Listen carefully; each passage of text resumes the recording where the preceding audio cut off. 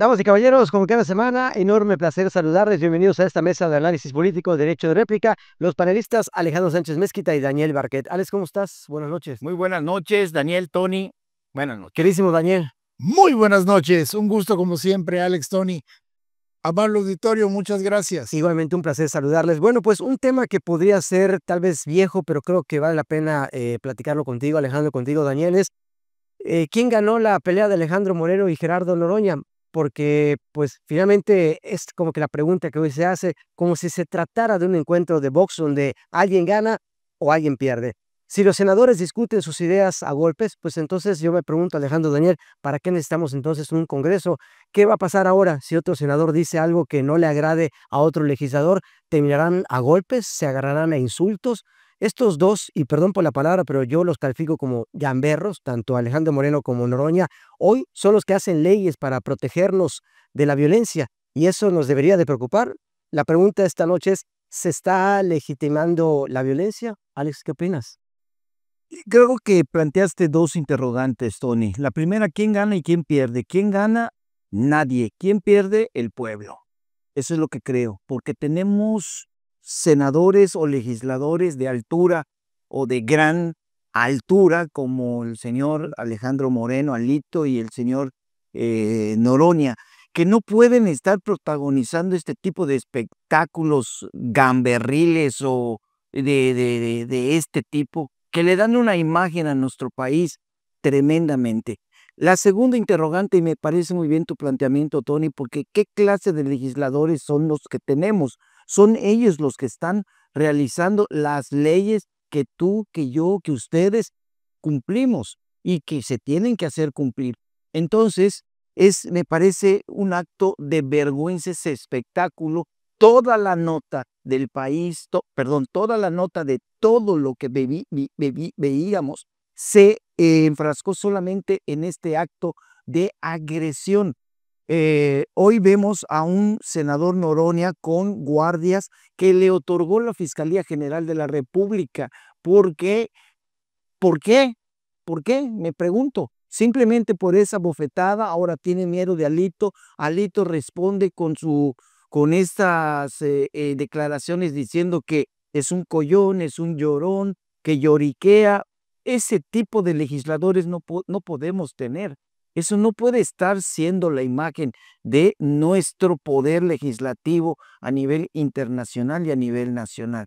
Para mí quedó claro que no tienen la altura para hacerlo y que pues esas agresiones vistas por todos, pues simplemente nos dan un detrimento en nuestra legislación, en nuestro Senado, en nuestros propios representantes. Así que, Tony, esto no puede volver a surgir. ¿Quién gana? Nadie. ¿Quién pierde? Insisto, el pueblo. ¿Qué lectura tendrías tú, Dani? Digo, sí a todo lo que dice Alejandro, observando, recordando el episodio. Hay un libro muy bueno que se llama Nunca pienses en un elefante. Si vemos fuera de la caja, realmente el gran ganador de este escándalo mediático es Adán Augusto Hernández, porque justo cuando se hablaba más del tema de Adán Augusto Hernández, de la barredora, del involucramiento de altos niveles de la 4T en el narcotráfico, bueno, posteriormente ahora vemos que en el Huachicol también embarrando tremendamente a la Secretaría de Marina, eso lo vemos ahora. Realmente controlar la agenda setting, así se llama para efectos de comunicación política, la agenda setting es la que van marcando algunos para que otros repitan y a poder controlar la conversación. Eso hacen algunos medios de comunicación tradicionales, tratando de hacer que todos hablemos de lo que ellos quieren que hablemos.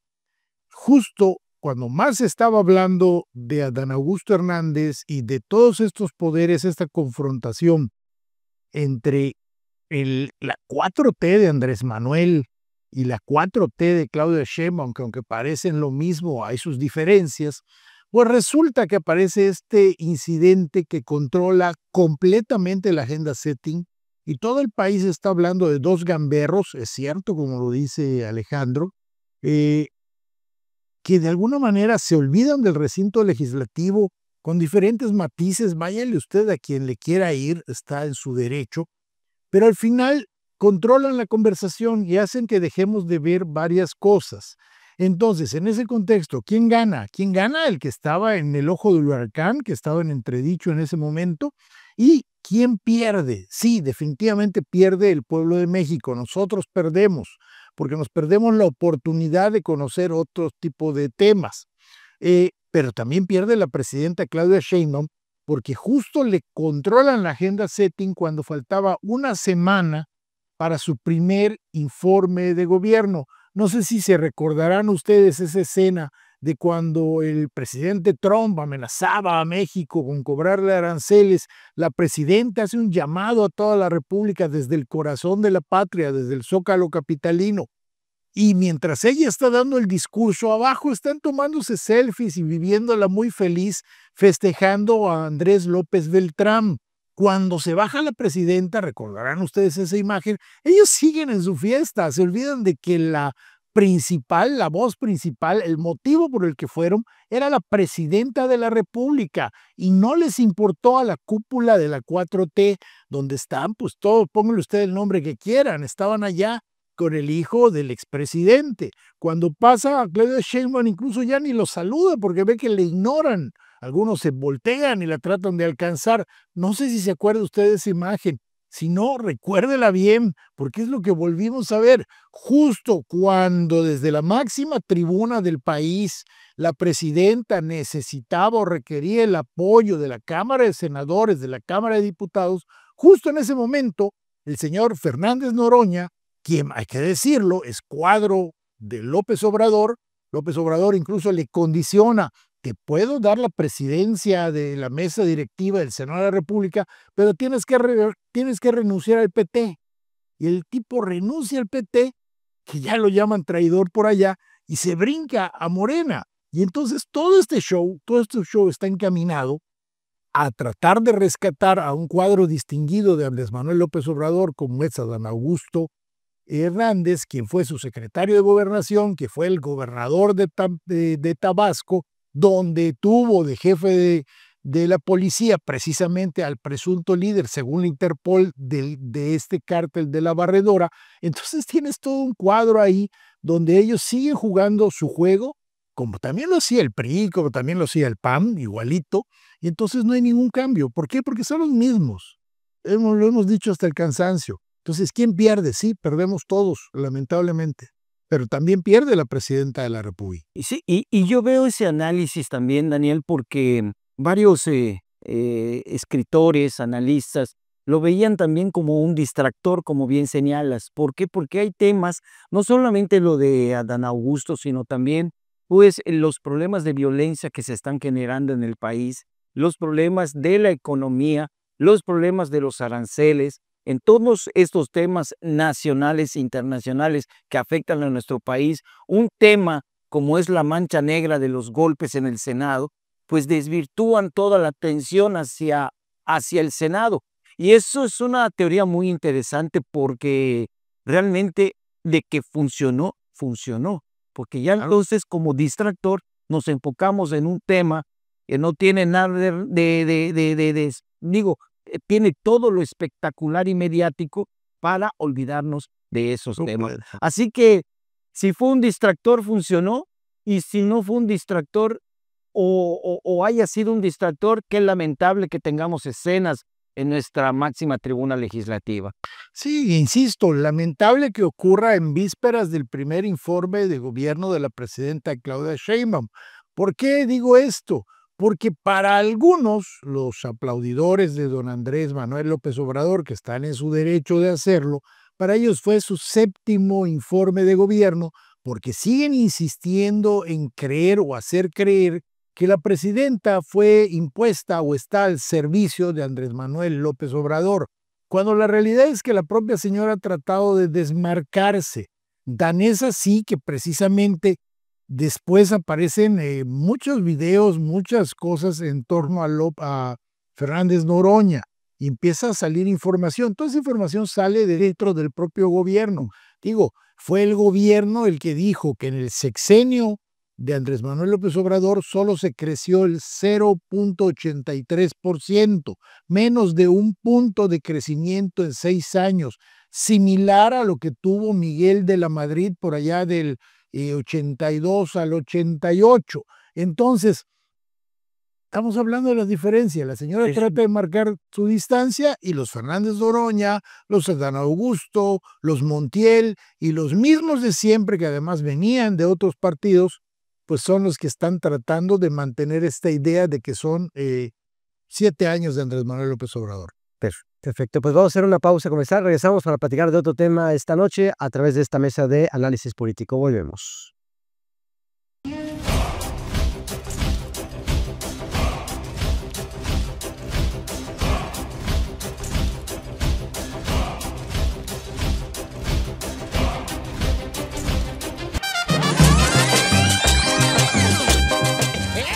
Familia, bienvenidos. Es viernes a este check de la noticia a través de clips de televisión, streaming para todos ustedes. Ya saben qué hacer. Vamos a dar inicio porque tenemos un menú desinformativo.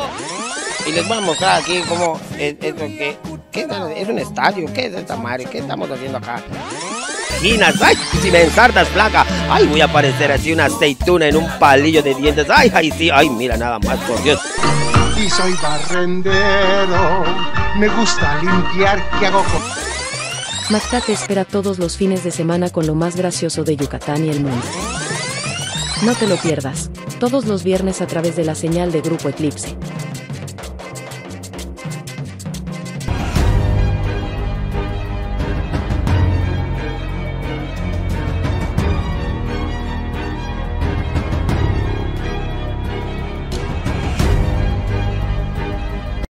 Aprecio mucho que siga esta noche en sintonía a través de esta frecuencia vía streaming. Segundo tema para platicar esta noche, se levanta la veda sanitaria por la marea roja. La interrogante, Alex Danieles, ¿cuál sería el recuento de los daños? Recordemos y hagamos un poco de contexto de lo que ocurrió hace un par de días. El Comité Interinstitucional de la Marea Roja ya anunció el levantamiento de esta veda sanitaria general para todas las especies marinas en Yucatán. Todo esto tras un análisis detallado de los resultados del monitoreo realizado por las diversas instancias involucradas, con lo que se garantiza que los productos del mar ya cumplen con los estándares de inocuidad para su consumo. Asimismo, se actualiza también la semaforización sanitaria del litoral yucateco. Ya estamos finalmente en bandera amarilla. Se abren las playas. El recuento de daños, Daniel, ¿cuál sería para ti? Bueno, yo creo que el recuento todavía está por verse. Sí hubo efectos inmediatos que seguramente podemos platicar en base a disminución de la producción, al daño tremendo para lo que es la fuente laboral de los trabajadores del mar, que de por sí los pescadores son pues uno de los grupos sociodemográficos, pues la verdad, menos favorecidos en esta entidad. Pero yo creo que todavía está por verse. Por ejemplo, hay unas cuestiones laterales que son los reclamos ambientalistas de que todo este cinturón de granjas porcícolas y el incremento de las aguas negras descuidándose y arrojándose hacia los mares. Y esto, pues estamos hablando que es un fenómeno que viene desde la frontera con Quintana Roo y va barriendo hacia el Golfo de México. Entonces podría tener su origen en cualquier punto del oriente del estado o incluso en Quintana Roo, y como ocurre con el sargazo y con otros fenómenos. Entonces habría que ver qué tanto realmente es esta afectación de lo que ocurre en el día a día dentro de la tierra firme, qué tanto de esto va acabando en los mares y va incrementando esta situación. También nos habla de qué tan poca capacidad tenía en su momento, no sé si Protección Civil o los organismos, que recién se tuvo que crear un grupo que pudiera interactuar, un grupo de control. No lo tenía Yucatán. Los resultados igual, insisto, que están por verse. La cuestión de esta mutación que están generándose los microorganismos, pero decían, es que no se puede llamar marea roja porque la marea roja la genera tal especie, tal microorganismo. Bueno, es que eso era antes, a lo mejor ya ocurrió algo, hay un fenómeno ahí y se está generando. Yo creo que va a haber mucha tela de cortar. Es un fenómeno que hace algunos años ya no se veía, regresa, y esperemos que no se presente muy seguido, porque sin duda los más afectados van a ser los pescadores. Alejandro, yo creo que afectó, impactó, sí.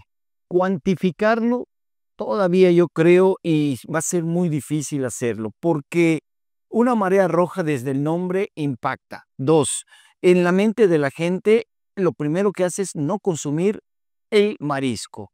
2, si nos vamos a la población, el propio pescador no puede realizar sus actividades diarias y si lo hace tendría que invertir más en gasolina, arriesgando su propia vida. ¿Por qué? Porque la veda que se estableció fue de 40 kilómetros en un principio y luego fue descendiendo 20, 15, etcétera.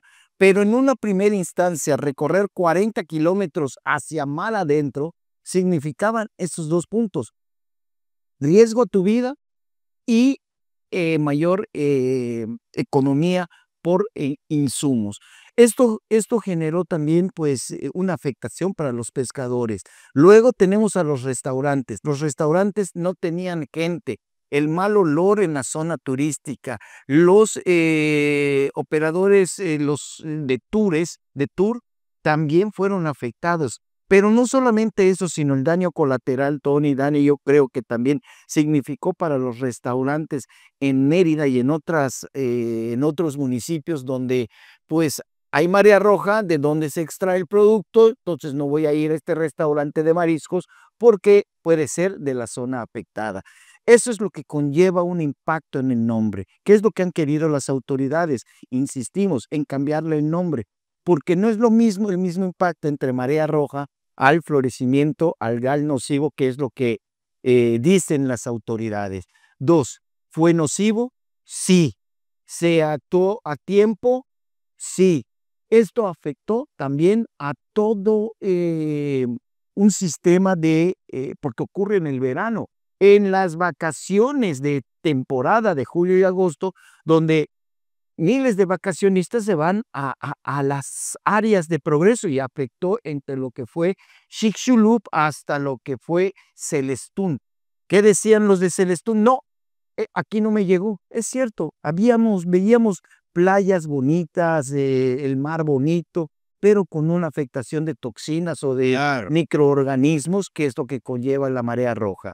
Cuantificarlo, insisto, va a ser muy difícil, se va a hacer y esperemos que todavía ya no, o sea, que ya se desintegre todas estas algas que están dentro formando la marea roja para que pues cuando menos la captura del pulpo sea una realidad, porque cada año vemos que impacta al pulpo, nuestra principal bandera pesquera en Yucatán, junto con el mero, y que siempre está afectándose. Así que eso es lo que pienso. Me parece que aquí también se pone de manifiesto esta tendencia de los últimos 6, 7 años de las autoridades federales de querer dar nombres que aminoren las condiciones de riesgo. Estos eufemismos, esta forma, no es lo mismo decir descarriló un tren a sufrió un percance de vía.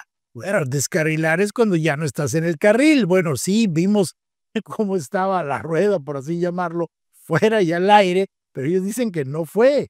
Aquí nos dicen, y ese fue lo que generó más confusión, fue la COFEPRIS la que lo generó.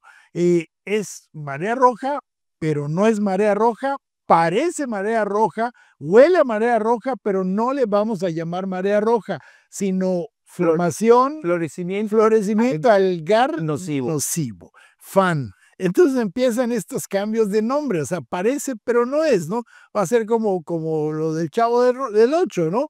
Que te vende una limonada que sabe a horchata, pero parece de piña. Entonces, pues bueno, esto es culpa de las autoridades federales y lo vemos que es muy común. Quieren ponerle otros nombres como para no alterar a la población, pero el daño sigue ahí. La gente estuvo expuesta en buena parte y no sabemos porque además se empezó a hablar de este florecimiento algar a partir de que estaba la mancha a la mitad de la costa. No sabemos cómo les fue a la gente de Río Lagartos, San Felipe, Silán de Bravo, o si el ocultamiento de información fue pues para no afectar las pesquerías y a los clubes náuticos y otras actividades marinas en esa zona. Pero esa es la realidad. Bueno, al final, que iba a llegar para Celestún, pero luego no llegó, ¿no?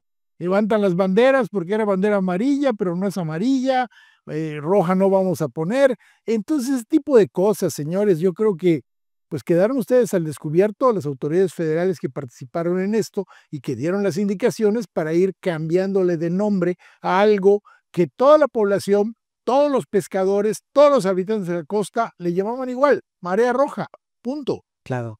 Pues ya para terminar este tema, yo creo que sí debe haber un análisis exhaustivo. ¿Qué es lo que provoca? Nadie lo sabe, porque es multifactorial lo que puede suceder en esta marea roja.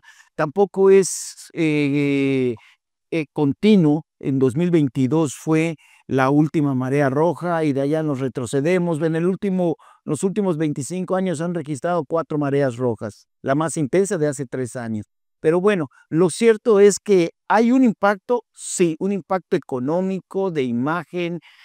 Puerto Progreso sigue teniendo estos impactos negativos. Vamos a hablar del malecón, pero bueno, el apagón, marea roja y esto que está sucediendo. Así que, pues un Puerto Progreso que sí necesita mucha ayuda. Perfecto. Hacemos una pausa, regresamos a seguir platicando de otros temas importantes. Volvemos.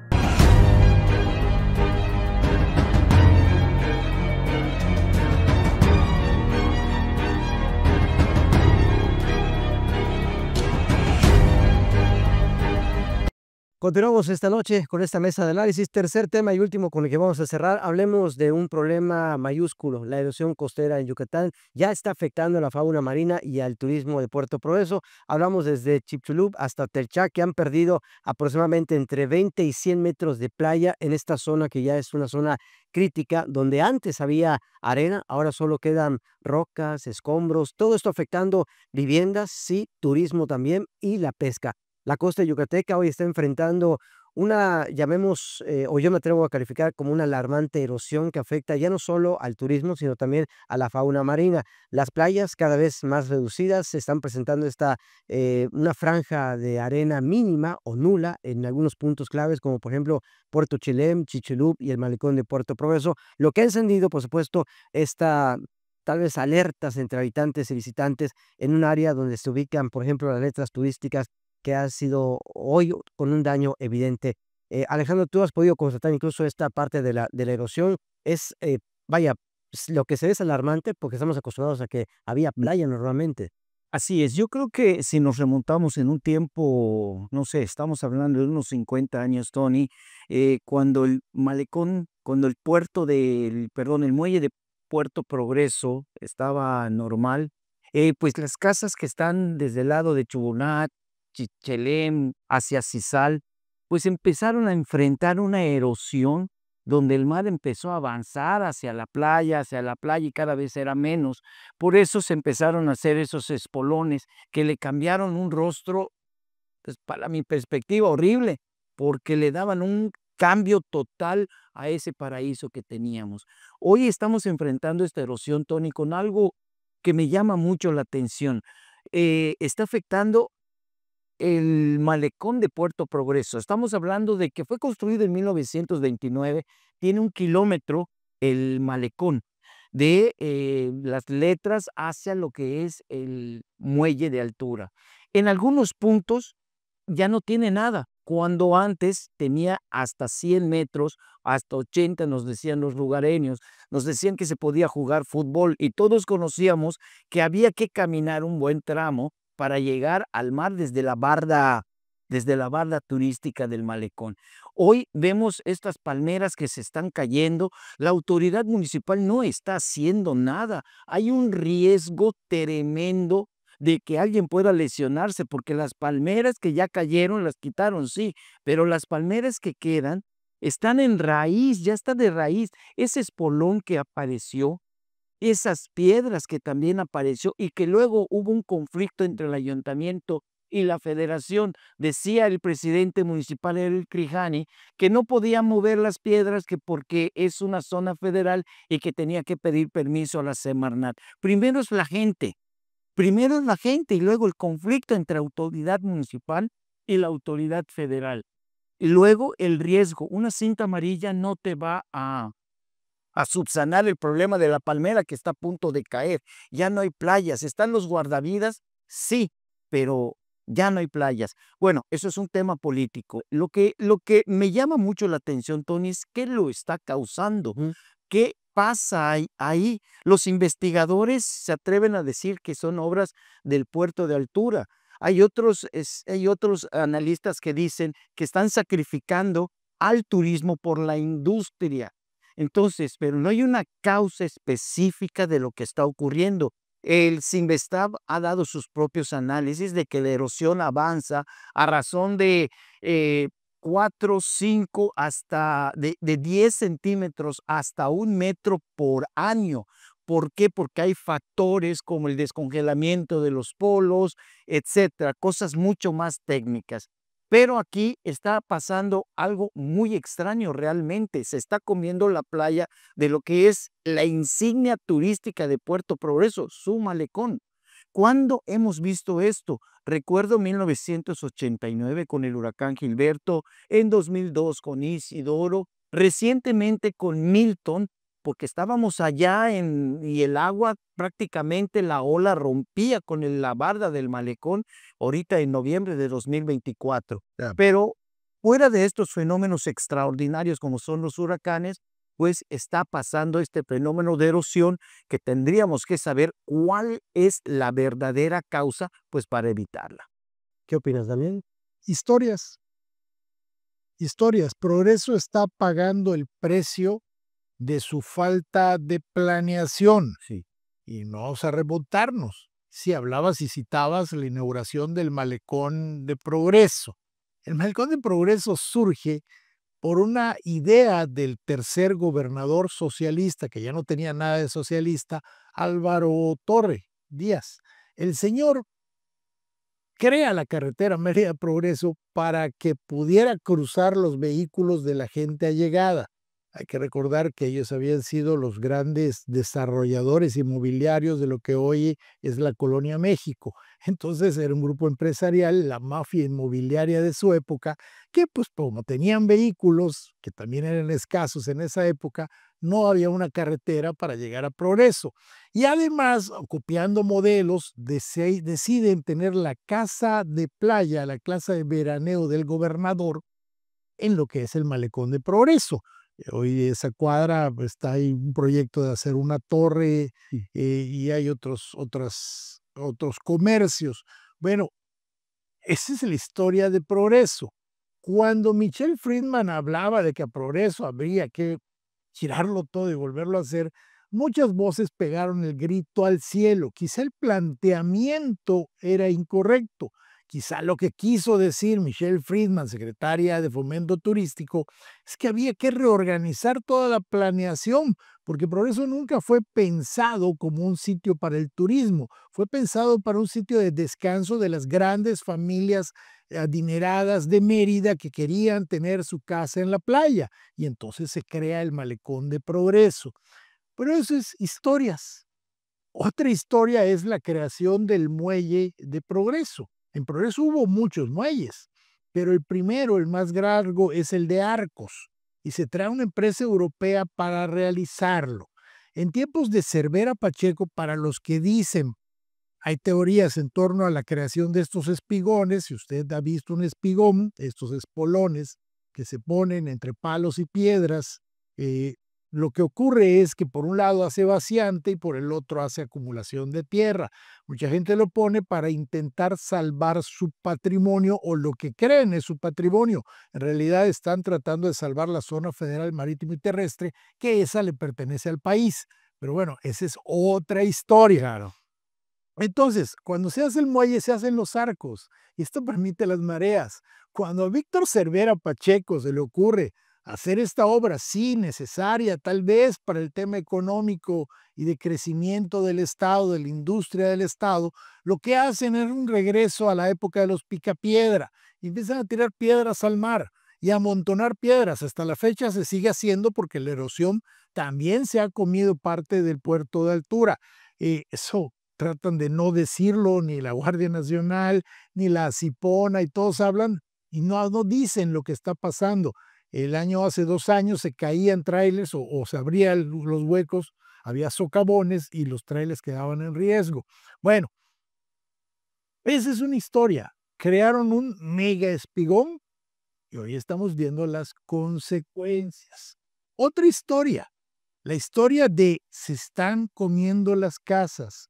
Perdón, ¿no la casa es una propiedad privada? ¿No toda inversión es un factor de riesgo? Usted que tiene una casa en la primera fila y no construyó detrás de la duna, sino delante de ella, ¿no sabía que la naturaleza le podría cobrar este riesgo? Entonces, lo que yo no estoy de acuerdo es que ahorita se estén buscando medidas para evitar la erosión que en realidad sean para tratar de salvar propiedades privadas que cuando están en su casa de playa, muy felices y en su hamaca, nos dicen: ay, Tony, ay, Alex, ay, Danielito, ay, usted que nos ve, vengan, siéntense aquí a disfrutar la brisa marina. No, son propiedad privada. Entonces tendría que haber un esfuerzo conjunto de propietarios y autoridades para tratar de salvar esta tragedia, que es una tragedia ambiental que está derivada de muchos y muchos errores y factores que el ser humano cometió en esta parte del mundo, particularmente en el municipio de Progreso, durante muchas décadas anteriores. Creo que estamos viendo las consecuencias y van a continuar. Fíjate, Dani, que, bueno, casi estoy completamente de acuerdo contigo. Hay una excepción. En el pasado, la gente construyó, sí, detrás de las dunas, lo que es el tramo de Chelem hacia Chumurná, porque, digo, soy testigo de eso, en donde daba flojera, de verdad, desde la casa, caminar hacia el mar. Era una distancia muy grande, que a partir del 1980 prácticamente, el mar empezó a avanzar, avanzar, avanzar, y cuando llega 2002, de la casa salías 1 metro y ya tenías el mar encima. Hoy se fue recuperando muy poco, pero ya no hay esas grandes distancias que había. Fue planeado esa época, pero al correr de los años se impactó con la erosión. Pero lo que estamos viendo es que, ¿qué hacer? ¿Qué hacen las autoridades en el caso del malecón? ¿Hay algo que se pueda hacer? Poner geotubos, distorsionar la imagen ecológica, perdón, bueno, un accidente. Distorsionar la imagen ecológica de un Puerto Progreso, de un malecón. ¿Qué se tiene que hacer? Porque hasta ahora no hay quien nos explique si hay alguna causa o una situación que se pueda hacer para evitar este colapso del malecón. Simplemente, ¿qué pasa si sigue avanzando? Se va a empezar a comer la carretera y se tendrá que acortar el malecón. A la naturaleza no la puedes frenar. No. A la naturaleza ya le generaste un problema. Cuando construyes delante de una duna, ¿para qué sirven las dunas? Las dunas son una protección natural tanto para lo que son corrientes de aire como para crecientes. Y Cuando para se ha habido, huracanes. y en el caso de huracanes, se brincaron y querían tener sus casas muy cerca de la playa y muy cerca de la orilla. Ay, ahora se asustan porque la naturaleza dice, esto es mío. Y entonces va a pasar que esas construcciones hoy están en un tremendo problema que las autoridades están haciendo de la vista gorda. Las autoridades, estoy hablando de la Semarnat, y estoy hablando de la Profepa. A ver, si la zona federal marítimo terrestre, según marca la ley, es del espejo del agua 20 metros dentro hacia adentro, ¿cuántas casas hoy Son propiedad de la son federación. propiedad de la federación y Claro. tendrían que ser expropiadas? Y no estoy hablando del decreto tipo Hugo Chávez que puso Laida Sansores en Campeche esta semana. No, estoy hablando de algo simplemente lógico. Construiste donde no debías. Y entonces hoy tendrían que ser demolidos porque además hay zonas de libre paso y libre tránsito para todos los habitantes en este país. Exacto. Entonces, yo creo que es un trabajo muy grande que además hay que ver si con la ampliación otra vez del puerto de altura, esto no va a generar otro efecto dominó. Entonces hay que esperar que eso ocurra tal vez para poder hacer una replaneación de toda la costa. Y estamos hablando que ahí hay mucho dinero de por medio. Hay gente que tiene, quienes tienen casa en la playa o quienes tienen casa en esa parte, sobre todo en la llamada Costa Dorada, de Progreso hacia Telchac, y en los asentamientos hacia Chelem, hacia Chuburná.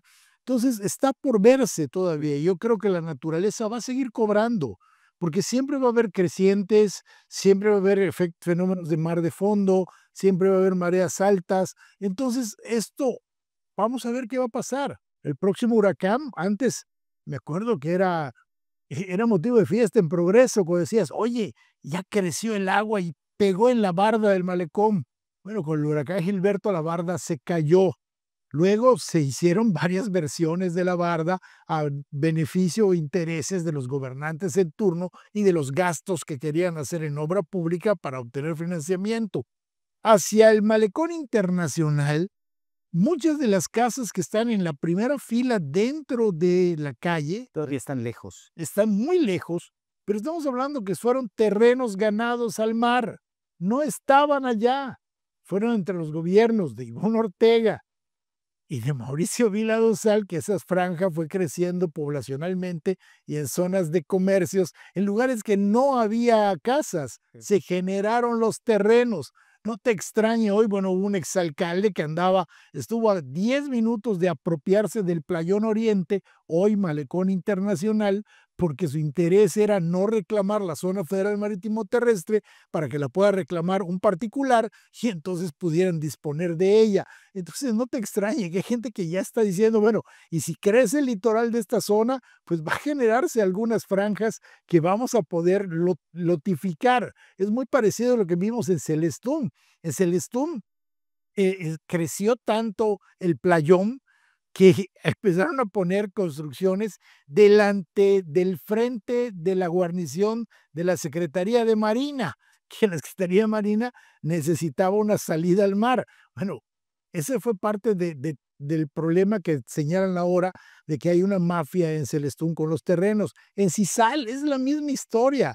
Entonces, el fenómeno está por verse y con la ampliación seguramente va a continuar. Correcto. Pues temas para concluir, Alejandro. Pues me queda claro el primer tema que hablamos hoy de La violencia. Alito versus Noroña. ¿Quién gana? ¿Quién pierde? Un distractor. Eso es lo que vamos a analizar, lo que analizamos en esto. Y yo creo que sí puede ser un distractor que afecta al país y sobre todo a la máxima tribuna legislativa. Yo creo que la erosión costera también está afectando la imagen de Puerto Progreso. Hay un impacto económico que está en resurgimiento porque esto puede agravarse y el mar puede seguir avanzando. Y me queda claro en el segundo tema que abordamos, que fue lo de la marea roja, que esperemos que pronto pues ya desaparezca. También vamos a ver cuál es ese impacto que es, porque no se ha cuantificado y que pues de alguna manera o de una gran manera afectó a lo que fue prestadores de servicios, pescadores, pobladores, turistas, etcétera. Así que son tres temas muy importantes. Gracias, Alejandro. Daniel Barquet.